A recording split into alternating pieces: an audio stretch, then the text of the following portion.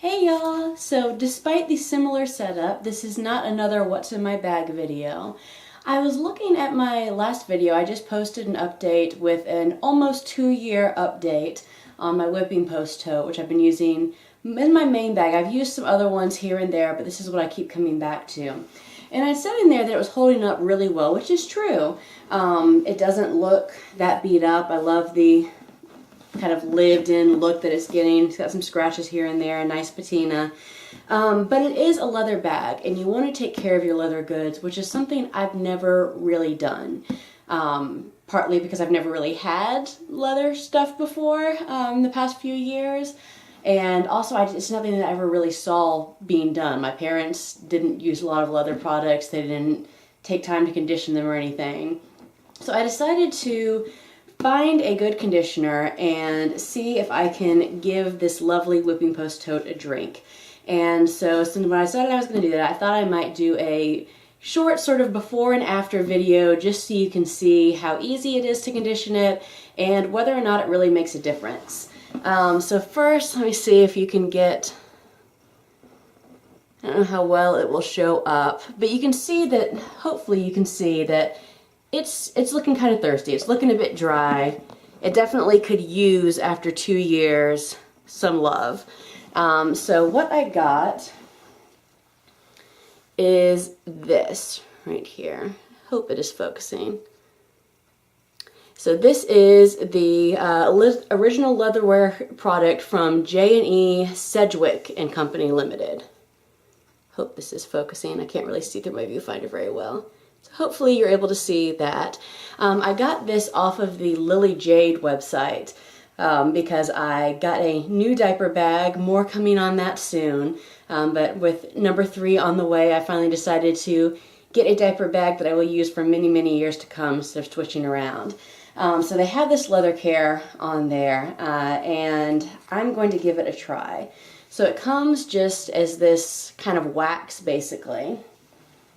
I've got a cloth here, and you just get a little bit on the cloth, and then you're just going to kind of dab up like this and then rub in.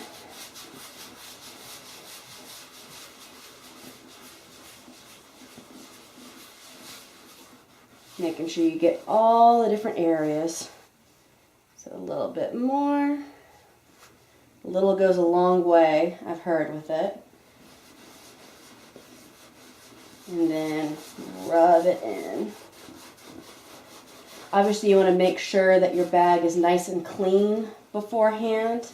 So you're not just rubbing dirt and grime and stuff into it. So that is the first step, is making sure that your leather has been cleaned. This is interesting. It's coming up with some brown from it. I don't know if that's dyes or what. I guess I shall see. Again, this is my first time conditioning any sort of a leather product because it is not something that has been part of my routine. Because I've never really owned anything before that I really cared about. I have a lot of Filofaxes, and if this goes well, I will probably tend to some of those that are looking a bit dry as well. Alright, well, I'm going to keep going with this, and the way it works, you cover the whole bag, and then you let it dry overnight so it really steeps in, and then you buff it all up. So I'm going to say goodbye for now while I finish getting all this conditioner all over all the sides, front and back, and then the inside pocket as well. And then I will be back tomorrow to show you how it looks once it's all nice and dry. So see you in a second.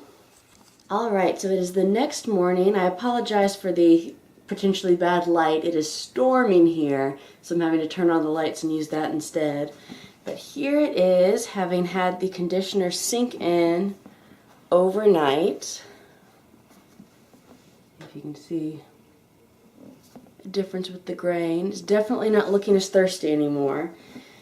I'm going to take the cloth and just kind of buff it a little bit, get any excess off.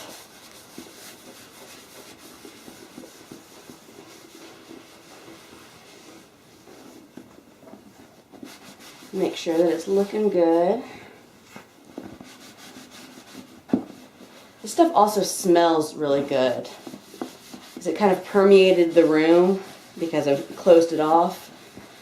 So now my room smells very nice. I don't know how to describe it exactly, but it's a pleasant smell, which is good for something that permeates and that you want your bag to be. Alright. I did the bottom, so let's rough that up as well. It feels softer already. I mean, it always was a nice soft bag, but it feels even softer now. The inside pocket. The back side too.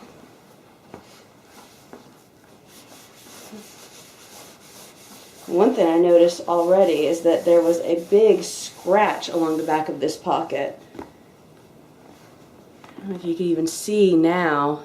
There were several dings and scratches that hadn't blended in at all because this is the back side of the pocket, and just putting the conditioner in it has made them basically unnoticeable.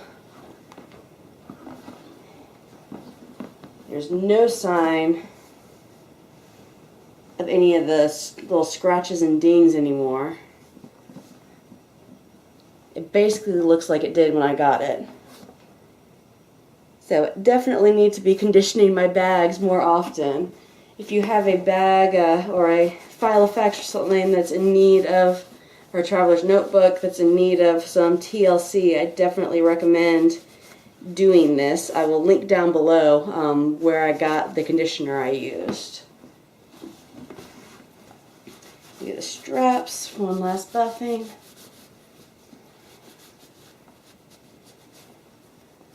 That's the great thing about these leather bags, is that not only are they so durable and hold up so well, but you can do something easy like condition them and just give it a whole new life. So there we go.